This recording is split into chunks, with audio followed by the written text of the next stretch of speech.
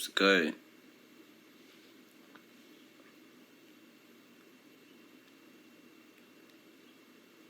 Good Risings, YouTube. Brush my teeth again, too. Oops. Good Risings. It's your boy EV. Electrifying Vibrations. Coming back at y'all with another early in the AM thought-provoking video.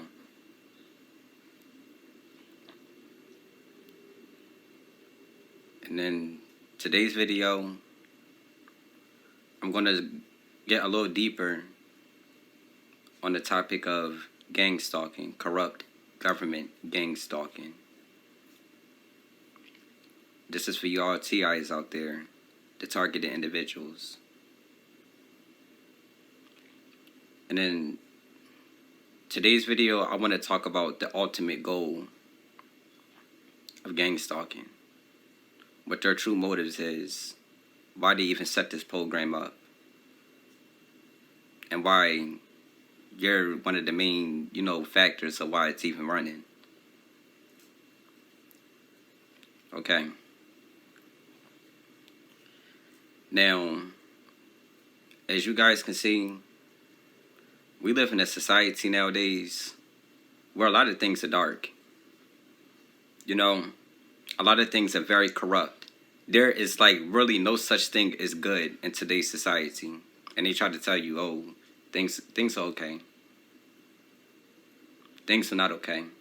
Our government is evil. They don't have the best interests of real human beings. They are cold. Their ultimate goal for the New World Order is to have a bunch of mindless people walking around like robots. And anybody that does have this, a consciousness, those are the people they look to take out. Those are the people that they target. The ultimate goal of gang stalking is to eliminate all the targeted individuals off of the planet. They don't want real conscious people on the planet. They don't want real God-fearing people on the planet. Okay? Now, I'm going to give you guys some of the things that I personally experienced with this gang stalking program in my own personal life.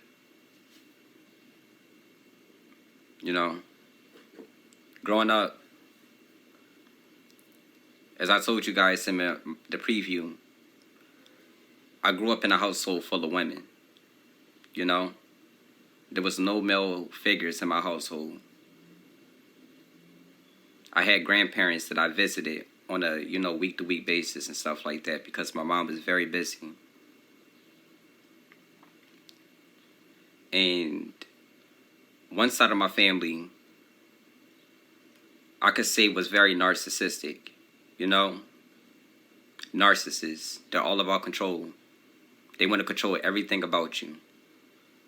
And then I had another side of my family that was very spiritual. My grandfather owned a church. My other grandparents, they owned church. And they used to take me to church with them every week. And that's how I was able to have my, my spiritual teachings on the week-to-week basis and stuff, was because my grandfather owned a church. But growing up, I was very lonely. I was a loner. I didn't really communicate with people.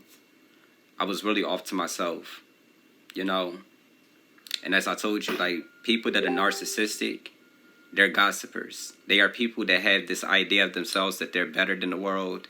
And they always strive to do things to make themselves feel like they're better than the next person. They can never just do things in peace, off to themselves. They always got to be in competition with someone. They always have to, be gossiping about someone. So a child like me that's off to himself, and he's not gossiping, he's not trying to compare himself to the rest of the people in the world, I became the target in my family. The rest of the children, they all got down with the way that my family got down, the main family that I lived with during the week, You like to speak?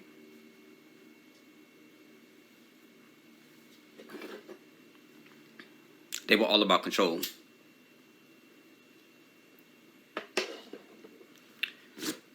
Because I was very quiet and off to myself, like people used to make remarks about me. Like, oh, he's weird. Or, you know, he's strange. What's wrong with him? He's a psychopath. He's crazy. You know? Is he schizophrenic? Is he slow? You come up with all these, you have people putting these different labels on you because they don't understand you as a person. You know? I wanted to move like water back when I was younger. Water is silent, but it flows. You know? And it's peaceful. But you have my family that I lived with. They're a bunch of gossipers. They're a bunch of people that want to achieve things in life just to be able to compare their achievements to the next person. That's all they wanted. And that's all they wanted for their children and their grandchildren. And because I didn't want to do any of that, I was the target my whole life. So they would do various things to me growing up. Me being innocent and just young and not really knowing what I was going through. You know, they would play favoritism amongst me and my siblings and stuff.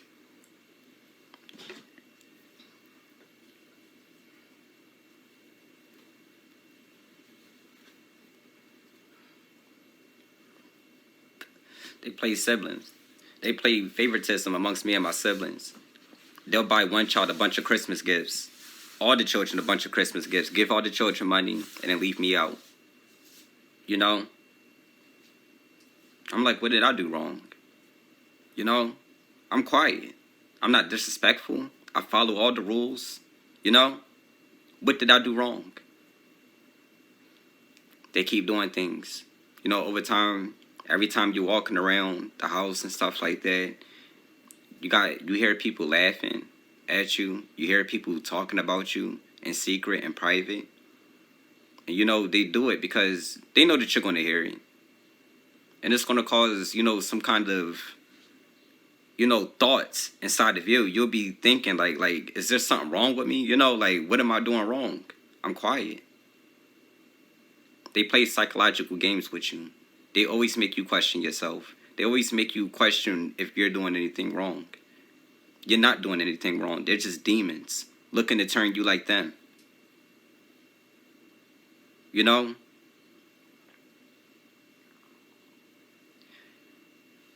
As I begin to enter, because I don't want to make this video too long about my own personal life. I want to give you guys just like a couple of scenarios of what stalkers do, how they try to break you down mentally, you know? But as I was growing older and I was beginning to develop into an adult, I didn't have a father figure, you know?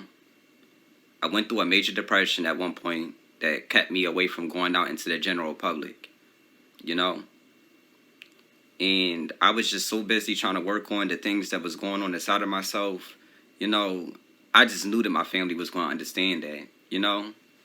They all had money. They always had money to be able to pay for the things that they needed. So I'm like, I know you guys are going to understand. Like, I'm just trying to work on myself. I'm just trying to get myself together. I'm trying to become a man, you know? And it's like people just continue to do things to you. They begin to kick you out for no reason. You know, they'll start arguments with you. They'll do things to you on purpose to get a reaction out of you. Whereas you'll respond and they'll be able to tell you, get out. And even though you're really, you can really have a real reason why you're defending yourself, they will find a way to kick you out anyway. They will make you homeless. You know? And out of them doing that, you will be so full of anger at that point. Yours will be so pissed off you're not even thinking positive at that point. Because you know you're innocent. You know? You'll be furious.